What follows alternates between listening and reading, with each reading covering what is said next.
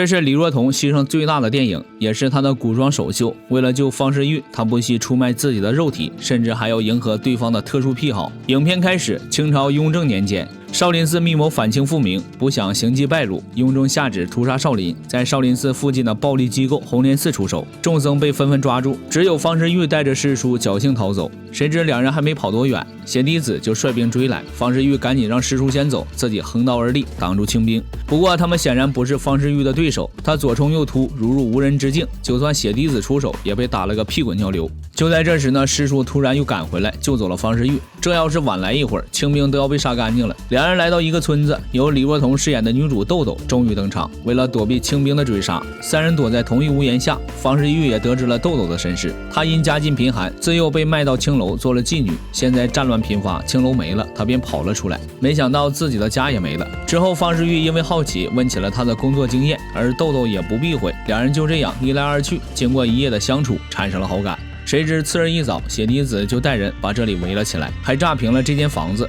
师叔呢也不幸被炸死，方世玉怒不可遏，要为师叔报仇。邪弟子知道自己打不过他，便劫持了豆豆，强逼方世玉就范。就这样呢，两人被押往红莲寺。这里导演采用了比较阴暗的色调，与寺外的阳光明媚产生了鲜明的对比。这里机关重重，到处充斥着血腥味。除了豆豆被单独关押外，方世玉和少林众僧都被塞进牢房。这时本片最大的反派神功登场了，他手持一精致的水烟袋，披散的头发中夹杂着白丝。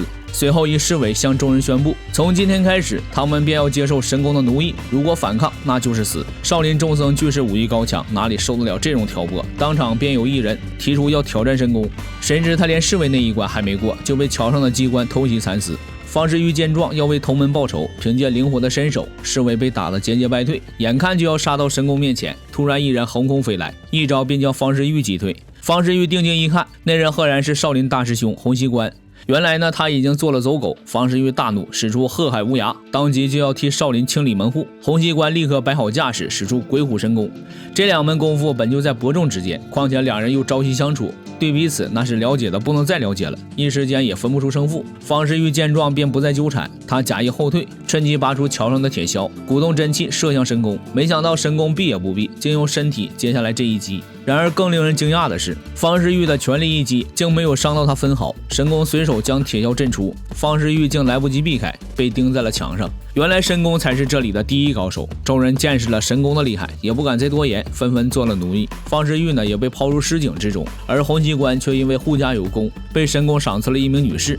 晚上两人沐浴共眠，好不快活。驯服了众人，神功命人将豆豆沐浴更衣，打算将他收入囊中。豆豆心里只想着方世玉，于是便趁机向神功提出条件，如果他能放了方世玉，那么自己便如他所愿。神功闻言欣然同意。一方面这里机关重重，他根本就不怕方世玉逃走；另一方面神功自己也是个高手，他也想看看大名鼎鼎的鹤形拳到底能强到什么地步。方世玉这边，他跌落尸井后，发现这里的尸体堆积如山，饶是自己是佛门中人，也被吓了个不轻。就在这时呢，一只枯手突然从背后拍了他一下，方世玉顿时被吓得六神无主。短暂的沉默后呢，他才发现原来这人竟是自己的师父智善。就在这时呢，几名侍卫突然闯了进来，两人赶紧装死。侍卫们将方世玉拖到外面，为他治疗腿伤。豆豆见神功遵守了约定，于是便同意侍寝。只是刚到床上，神功便抱住他的狱卒。豆豆见他如此变态，索性直接躺下细听尊便。哪知经他这么一折腾，神功没了兴致，他勃然大怒。就在这时呢，一个侍女突然进来报告，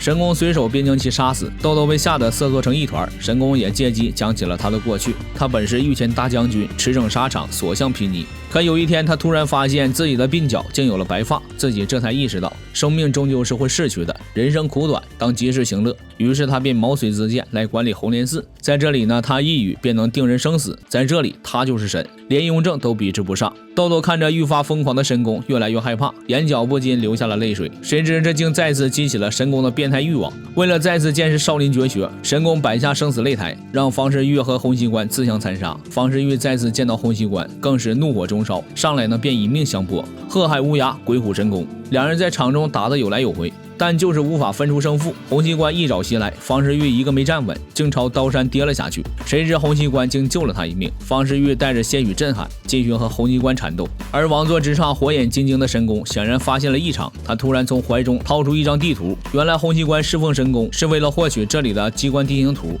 以便拯救少林众僧。好在那名侍女功夫了得，麻痹了洪熙官，这才发现这张地图。方世玉终于明白了大师兄的苦心，两兄弟再次联手，虎鹤双形，所向披靡。他们很快呢便救出其余的师兄弟，可面对暴动，神功却丝毫不慌。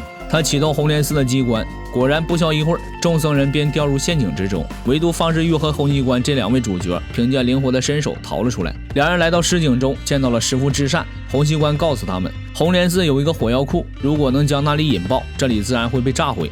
说干就干，两人立刻动身。路上呢，还遇到了被神功囚禁的豆豆。方世玉立刻出手，谁知刚砍断铁链，就触发了机关，两人掉进一间密室之中。然而下一秒，两人就被吓了个半死。这里竟全都是由活人制作的标本，没想到这神功居然变态到这种地步。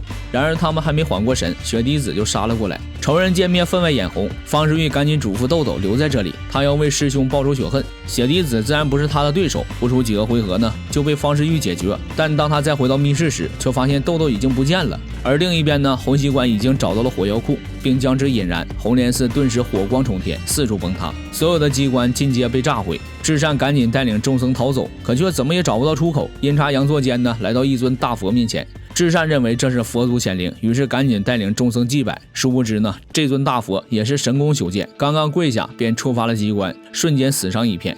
就在这时呢，神功的声音传来，洪熙官听出这声音来自佛像之后，于是赶紧炸出一条通道，爆炸声将方世玉也吸引了过来。两兄弟冲入密室，竟见佛以乐在地狱几个大字写在墙上，而神功也早就等在了这里。两兄弟立刻动手，没想到神功的武功早已登峰造极，所向披靡的虎鹤双形竟没能在他手中坚持3个回合，并且神功自创了一门将内力融进笔墨中的绝学，两人被打得遍体鳞伤。就在两人一筹莫展之际，方世玉突然将墨水泼向神功，神功没了视觉，两人立刻用铁链将他困住。而此时呢，外面持续不断的爆炸，将大佛上炸出一个窟窿，一缕阳光射入寺内，原来这佛背后就是生路。于是众人纷纷将剩余的炸药堆在大佛之前，随着炸药被引爆，一时间巨石横飞。忽的一块巨石飞进密室，竟直直朝着神功去了。这个身怀绝学的大将军就这样死在了概率学上。之后呢，众人赶紧逃出寺外，方世玉也终于发现豆豆不在身边，于是再次返回寺中。经过搜索呢，在吊桥下发现了受伤的豆豆，两人赶紧逃走，却发现出口已经被封住。还好洪熙官及时赶来，就这样呢，两人终于逃出去。众僧站在寺外，看着化为废墟的红莲寺，不禁也是感慨万千。至善决定带领众僧另寻一处重建少林，而方世玉则决定先将豆豆送到乡下，再返回少林。虽然从电影中来看，豆豆的家乡离这里并不远，但所有人都知道，他这一去就不知道何时能再相见了。影片到这里呢，也落下了帷幕。这部《火烧红莲寺》是林岭东导演在1994年上映的作品。本片秉承着林岭东导演一贯的写实风格，将江湖的血腥和残酷直白地展现在了我们面前。虽然故事发生在一狭小的红莲寺内，可就是这样一间寺庙，居然有着堆积如山的尸体，数也数不清的活人标本，神功更是残忍之极，只因为被影响了心情，就要杀人泄愤。两位主角费尽心机将这里的机关尽数炸毁，但到最后呢，依然被神功玩弄于股掌之间。如果不是飞来横祸，怕是两人还会被神功轻松拿捏。虽然残酷，但现实中的江湖可能就是如此。真正的江湖哪里有那么多快意恩仇、兄弟情谊，有的也只是血淋淋的事实和由心而生的无力感。好了，本期视频到这里就结束了，喜欢的小伙伴记得点赞加关注哦。